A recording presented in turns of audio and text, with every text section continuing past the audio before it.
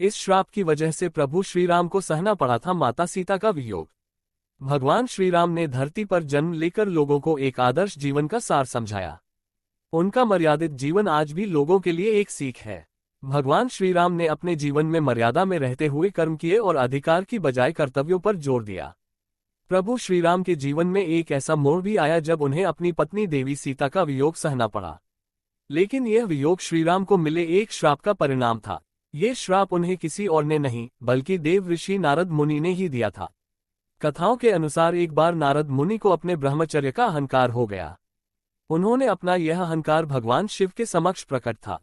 शिवजी ने उनके ब्रह्मचर्य की प्रशंसा की और कहा कि यह बात भगवान विष्णु के सामने न कहें। लेकिन नारद मुनि नहीं माने और भगवान विष्णु के सामने अपने ब्रह्मचर्य का गुणगान करने लगे। विष्णु जी ने उनका अहंकार तोड़ने के लिए माया रची और नारद जी को एक महल का रास्ता दिखाया। उस महल में विश्वमोहिनी नामक एक राजकुमारी के स्वयंवर की तैयारी चल रही थी।